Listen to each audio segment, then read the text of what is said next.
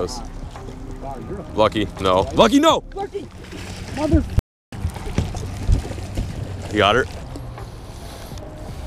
Yeah, was that worth it? I wouldn't bring her on the boat if she didn't know how to swim. You'd be alright. You're alright. I was an inch away from I know. Learned your lesson? Ducks aren't worth it. Who needs a graph when you got a dog?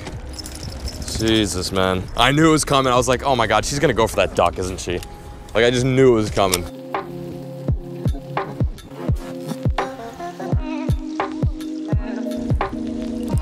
There's one.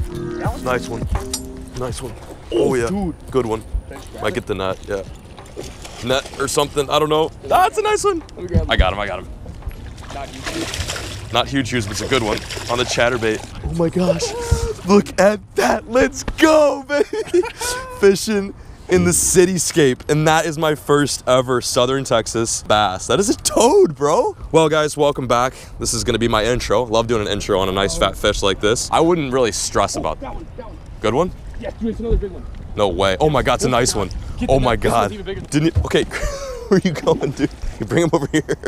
That's a tank. That's a tank.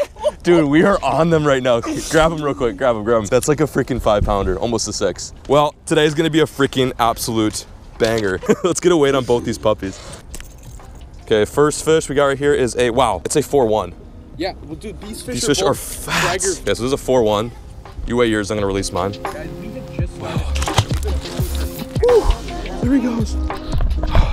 Well, how about that for a freaking intro? As you guys know, I'm here in Texas with Chris, and we've really been trying to do as much fishing as we possibly can for the main reason that right now in Texas is the time to get big fish. As you see on the channel, I've caught 2 7s, like 2 6s, a few 5s. Like, it is happening, even for an Illinois boy like myself. So what Chris and I have done is we've done a little bit of traveling. We've landed at this crazy little lake in the middle of an urban cityscape. And we know nothing about this lake. We've never fished here before. We literally just got out here with the hopes to maybe cross paths with some big fish that are beginning to move up and do their whole spawn thing. And just like that, we cranked a 4-1 and then a 5-10. Today's video is gonna be a lot of fun. I'm just gonna kind of walk you guys through what it's like to fish in Texas and what it's like to fish a very urban, noticeable spot, seemingly right in plain sight. Yeah. These fish are not messing around today. We are going after bigs and bigs only. And we have the potential to really catch like a true giant. And when I mean true giant, I mean like a fish over 8 pounds. No hype, no BS. That was like our legitimate 20th cast each. Yeah, we never know what we're doing, but sometimes it just freaking works out like today. So stick with it, stay tuned, and let's crank them. See, we had this vision last night. We were thinking we got to go to a body water in Texas that's got big fish. So I've said this a few times in my past videos, especially here in Texas, but one bait I love to start off with in the spring is a chatterbait. Chris has thrown a spinnerbait, which is also a primo lure for finding fish. But like I said, we are on a brand new body of water, never fished here before, and a great way to locate and hone in on these fish that we aren't familiar with is to throw a chatterbait. The water's fairly stained, so I'm sticking with a white and chartreuse Z-Man half-ounce chatterbait with a Biospawn Exo swim on the back. You guys can pick up this little duo at shopkarls.com. I'll leave it linked in the description below. Came on a 7-foot favorite rush and some 12-pound tests. A little scary throwing 12-pound tests around this rock and for such big fish, but it helps get that spinnerbait down there and it cuts right through the water. So the course of fishing for about, what did you say, like 3 or 4 hours? How long have we been on for? A good bit. Things have, well, it started to escalate and seem super optimistic, but then we kind of did one of these, like it's like a nosedive. I wouldn't say a nosedive. Chris is still getting some bites. I've only gotten 1 bite today and 1 4-pounder. I cannot complain by any means. It is crazy to catch 2 giant fish back to back like that and then not be able to hop on that same pattern. So the one thing we found in this lake is there's not a whole lot of structure. It's pretty structureless, and the main thing that seems to be very consistent throughout the lake is this like concrete seawall, retaining wall, whatever you want to call it. And a lot of the fish have been coming right directly on the edge. Spinnerbait seems to be the one ticket, but I am still throwing the chatterbait just because it can be an amazing, freaking amazing springtime bait pattern that we're trying to stick with, and we've been throwing around the jig a little bit with not a whole lot of success. I know that was a very lengthy update, but I feel like I have to catch you guys up because, well, it's been pretty dull since we first pulled up to the scene.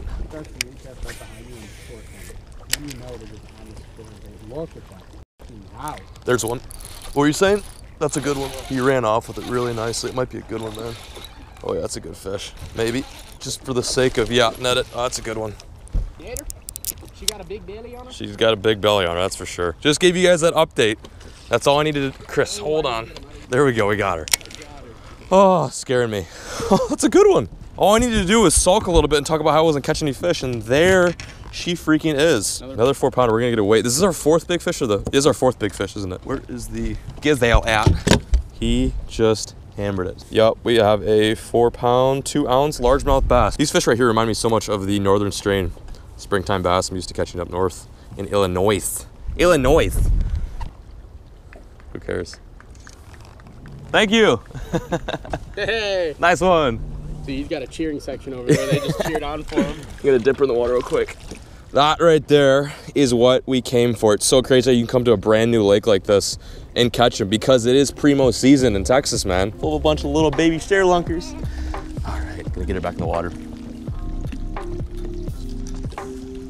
The name of the game seems to be the closer to the seawall, retaining wall you get, the harder the bite is gonna be. Yeah, it's just like you have to get that angle though, and if you don't get that angle, you're not gonna get smoked, and that cast was like perfect. It was like right on the concrete, and it was just instant. That fish in a few weeks is probably gonna be like that thin due to the post spawn. What? What happened? Right as I was pulling out of the water, a huge white shape went down. Really? Yes. This is a good spot. We should come back around and fish this again. Chris was also bringing up that it's a very specific bite tail. Like, it makes sense. We're going back in these cuts. We're not getting bites. It's like, what the hell's going on? They should be spawning back here. But the reality of it is they're just starting to move up. Like, sure, there may be some fish on beds getting ready to fin and do their thing, but there are some fish like that fat one that are just getting out of the pre-spawn mode. We are, you know, down south, and the water temp is a lot warmer down here than up north, and that's one of the reasons why we wanted to come down here. That, and we also had to pick up Chris's boat because, well, my trolling motor is shot. That's a good sign. 2 fish. We just need 1 more to finish out our big limit, and we're looking pretty good. By the way, have you guys seen the freaking houses that are on this lake? I've not seen a house that doesn't have freaking less than 7 bedrooms since we pulled up to the zone. Very, very wealthy area. It's just kind of weird to be fishing around all these mansions. Like, I'm talking mansions. Yeah, true. Really? Alrighty. It's out. Look at that. There's dragons. Look at this crankbait. Where? Oh, dude, that's a decent bait. You want it? They're a good color too. What is that? Who makes this? Oh, f me. You want the sticks with it too? Nice. Best part about fishing an urban lake is you get free lures. It's a good looking crankbait. Nice square bill. Juice. Haha. That's a win, Lucky. Catching large bass next to dragons. This is so weird, you guys. Like, look what we're fishing. This is like a patio, like a public little patio with horse dragons. Oh, what are those called? It's like a Greek thing. It's like a swimming horse. Hippo something. You actually know what that is. No, I do. It's anyway, throw it in the comment section below. It starts with an H, I think, and I think it's hippo something. But it's a swimming horse. Yeah, well, the bass, that's what the pattern is. You have to cast towards the horses in order to get that thump. That sweet, beautiful thump. Here, bud. Like, you can use some moisturizer, bud. Put it on your spinnerbait. Makes the blades turn faster. Just rub it in, it's good for you. No. Biggest tip over throwing chatterbaits and fishing jigs in the back of creeks, always gotta stay moisturized.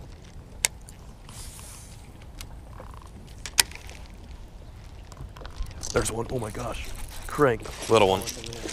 Still a fish though. Wow. He was off the bank a bit.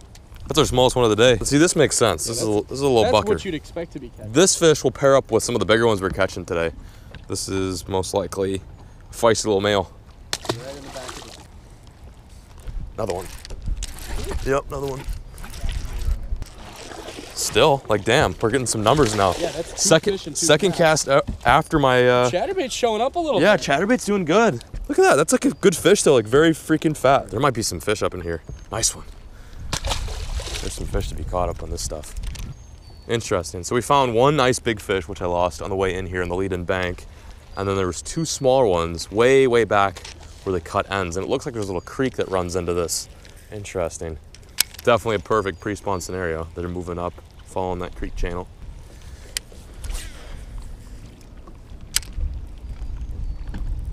There's one. God, they fight so hard though, man. Chatterbait is doing work. Yeah, sorry for the false net alarm. You never know, man. We're in Texas. God, he hammered it. That's a good one. And another, like, That's like a mid 3-pounder. Wow, Bertha, go on a diet. That is a good fish. 4 fish in a row. Third fish back in this cut. This is probably the most we've caught in one area, right? Oh yeah, so fat. This guy deserves to get storied. If you guys want to follow me on Instagram, follow me right there. Keep you guys up to date as I'm on the water. But this guy's gonna definitely make a sweet little story shot. No, no, no, no. Hey, hey, no. Leave him alone. Leave him alone. Leave him alone. Yeah, that dog would kill. Hey, enough.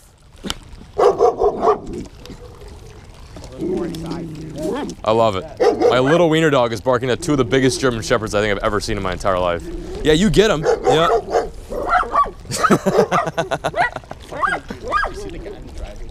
No. You got him, Luck. Now let's go catch some fish, bud. Hey, enough. There's one. Finally got one.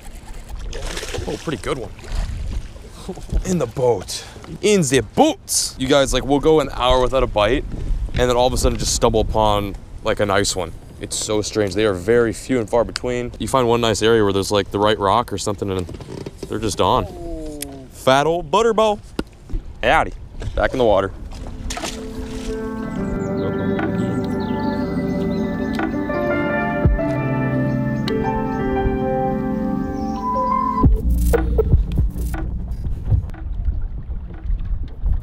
Lucky. Hi, Toot. That beautiful Texas sun is starting to slowly set on us, but thankfully we've got a few more hours left to make some stuff happen. This has just been one of the most interesting days of fishing I've had in quite some time. For a long period there, it was like jig, jig, jig. Oh wait, they want chatterbaits? It's just really crazy because at any point in time, on any single cast, we could catch like a freaking behemoth. I mean, like a freaking behemoth. I would say a large percentage of these lakes in Texas have double-digit fish swimming around, and that's something that I'm so foreign to growing up in Illinois. Double-digit fish is like pretty much unheard of. Like that's like a unicorn up north just trying to make it happen. A few more casts and hope for the best.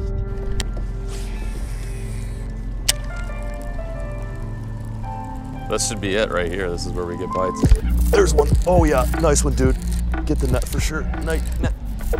He's right there. Oh yeah, that's a nice one. It's a good one though. Oh, in the net. Thank you, sir. Get back in there. Haha, yes. We are not done. While that sun is setting, we're running out of daylight. These fish are still chomping. God, I thought that was a freaking 8-pounder. I lost my mind on that fish. Woo, it's a good one. Another one bites the dust. It's like every single fish is fat. You can guarantee if it's a bass, it's gonna be just loaded. Full of some meat. There she is. There's the big one. Yeah, just no big deal. Whatever. Just another 4-pounder. Stopped me.